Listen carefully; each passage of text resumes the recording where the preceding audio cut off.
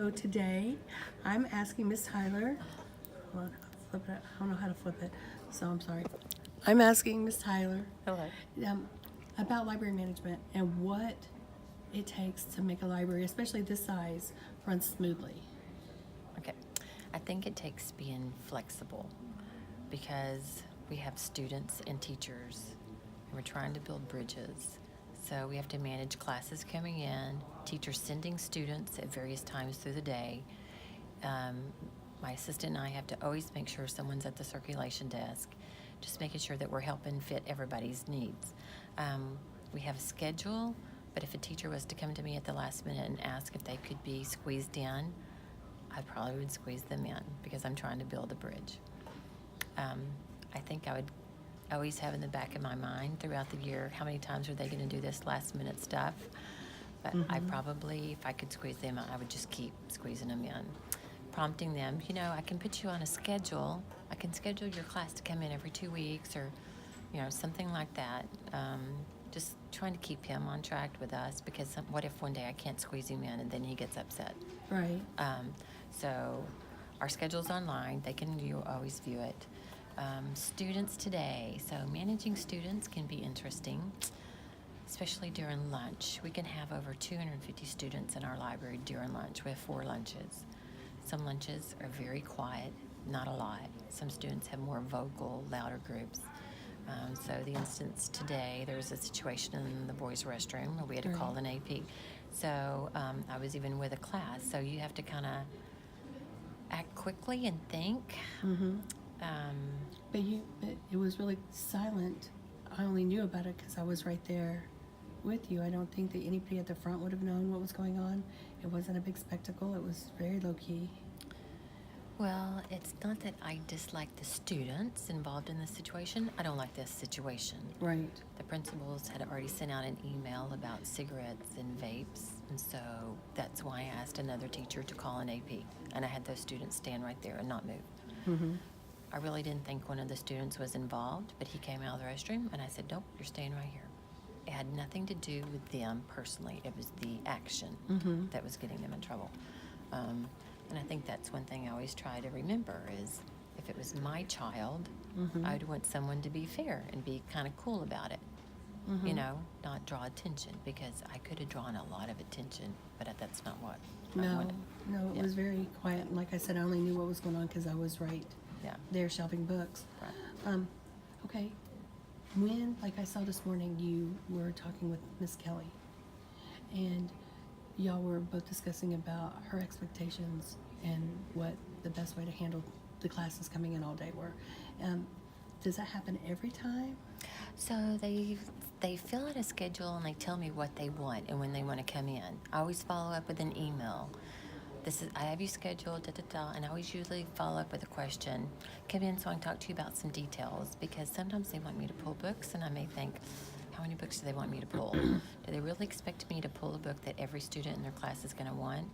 Because it doesn't happen. I will pull books, but I always want to know, and I want them to know they need to be able to search for a book that they're interested in, whether it's cocaine, nicotine, football, soccer, cooking, whatever it is their topic is. So mental illness was one today. So I can't pull every book a student wants, so I need them to know that they should really be able, and I've already showed her class how to search on the card catalog, so that's why I wanted her class to come in and use the lab so they could search. And I could just review. Remember how to get to the card catalog? Yeah, and I noticed that you do that like quickly. You didn't waste any time. You were just really quick about it, so they could be done in there fast and turn around and go out into the books and look for what they wanted. Right. And my assistant immediately noticed that some of these students had fines. So I talked to Ms. Kelly. That's the thing. Students don't always want to check out books because they don't want to owe money. So I talked to Ms. Kelly. I said, if there's any way you can put on their board. I always talk to students about an app on their phone, their calendar app, to put their book is due December 4th. Put a reminder on December 3rd, library book due tomorrow. I don't want to bleed these students, with their money or whatever, but they need to be prompted on assignments are due. This is a great app, their calendar. They need to type up a paper. We have 10 computers in the library after school. We can't have 2,000 students trying to use a computer Right. and everybody printing at the last minute. So they've got to learn how to manage their time too. So that was another thing. So right now we have half off of their fines if they pay before Thanksgiving. So I'm always trying to do something to help the students out, but also help them manage things too. We have students that come in that have inappropriate dress code on. They have shoulders showing. Their dresses are short. There's cleavage showing. I mean, so I'm always, they wear hats or hoodies, and it doesn't matter what color they are. I don't care. You're out of dress code. You need to put on a jacket. You need to pull up your shirt. You need to, do we need to send you to your AP to get a different shirt on? No, I have a jacket. Okay, you need to leave your jacket on. That skirt looks too short. And then Right. there's some kids, that's all they hear from me. And I'm like, oh my goodness. And that's sad. And it's lunchtime. And it's lunchtime. And that's the only reason why they're in here is because it's lunch? Because Not to check they don't come in to check out. They come in to, I guess, be out of the cafeteria. I think some kids need a safe zone or an out of the way place. So, I'm trying to build a bridge, but at the same time, I don't know. Managing can have its tricks, I guess. I mean, it seems to run very smoothly. I mean, they walk in with the class, then they don't have to sign in, but if they come in on their own, you remind them to sign in, because they'll have a tendency sometimes just to walk by. But I like it when you said, okay, so just set your book here if you're checking it back in, and then go ahead with your teacher, and, We try to make it fast, especially if they're with a class. If they come in during the day, we try to let them know they need to sign in. We always ask them what they need to do, mainly because computers. We only have 10 computers in the library. So if our computers are being used, we may need to tell them, go back to your class, or because your teacher may not want you in here. They may wonder, why were you in there so long? You didn't do anything. Go back to your class and tell your teacher the computers are all being used. Or if they need to print, the instructions are different from last year, starting in November. So they have to I've choose a seen that. printer. Yeah. So that's different. So sometimes we ask them what they need to do. So that's another reason why we check on them. Is there any thing that you would say, this is a mandatory, you have to do this in the library, or no, you wouldn't? Hold on, I'm gonna. He's JoJo's son, Ardell says, and he's the reason my brother's dead. If Eden hadn't come out of the house that morning to help you, if he'd let JoJo do what he was going to do, maybe you wouldn't have had the baby. For sure, my brother would still be alive. Shayna is almost shaking now. She's that mad. I'm grateful for what Eden did, she says. I'm grateful every single day when I wake up to see my baby. And I'm sorry for what happened. Smack. Oh, she slapped the girl. Ardell. Shannon. Ardell slaps her across the face. He slaps her so hard, her head snaps back and she stumbles.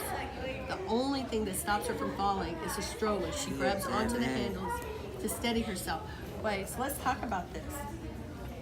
Remember, Eden If it wasn't for stepped in. Eden to help Shanna, and then because JoJo was beating Shanna, and then JoJo beat up Eden, then Eden got in the coma. That's it. Yeah, but so he's doing what his brother tried to stop from happening. You see what I'm saying? Oh yeah. Okay. The sound of the smack resounds up and down the street. People who had been watching Ardell step a little closer now. People who hadn't been watching turn to look to see what happened. Shayna is clinging to the handles of the stroller. Ardell comes toward her. His fist clenched now. The child looks up at him and smiles and gurgles. For some reason, this makes Ardell even madder. He ducks down, just like that, unsnaps the harness that's holding the child in the stroller. He picks Benjamin up, holds him at arm's length. Shanna yells at him to put the baby down.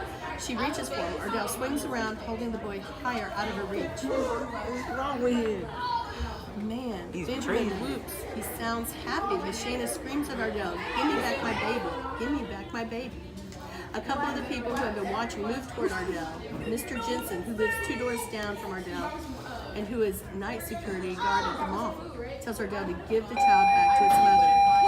Next set of students, please report to the clinic. Ardell Alexandria just Perkins, stares at him. Eliana He looks at Ramirez, the child, and all I see is Mariah hate in his Rodriguez, eyes. Anaia I come Romano, down from my front walk. Stephanie Rubio, Diana I don't know Vargas, why. Ardell is way Caitlin bigger Witt, than me, and besides, my foot is in a cast. Lillian But I come down Wilmore, anyway. please report to the On my clinic. way to the sidewalk, I glance at JoJo's mother's house. The windows are open, and the curtains flicker in the breeze. Give her back the baby, people are saying. Ardell's father appears as if from nowhere. Give her back the baby, son, he says. Ardell turns to look at him. Son, he says, did you just call me son? How can I be your son when I don't have a father? I haven't had a father since you decided you wanted my brother dead. Please, Ardell, his father says, give the girl her baby. Ardell shakes Benjamin just a little as if he's wondering what the child will do. Benjamin smiles at him. Ardell shakes him again a little harder. Shayna screams at him, give me back my baby. Maybe it's a shaking, or maybe it's a screaming. The baby stops smiling and starts crying. He reaches out his little hand for his mother. Everyone's telling Ardell to give the baby back. Then the cops show up, 2 of them in a patrol car. They both get out. People back away from Ardell. One of the cops goes straight to Ardell. The other one hangs back watching. The cop, who is up close to Ardell, tells Ardell to give him the baby. Ardell turns around slowly to look at the cop. Give me the baby, the cop says again. Ardell hands over the baby. Shayna is practically hysterical as she takes Benjamin from the cop, one side of her face swollen up. The cop asks Ardell to step over to the police car. Ardell doesn't want to go. The cop's face hardens. He orders Ardell over to the police car. He puts Ardell in the back seat where he can't get out. And then the 2 cops talk to Shayna and a lot of other people about what happened. When they leave, they still have Ardell in the back of the police car. As I watch them go, I wonder how they knew to come in the first place. I wonder who called them.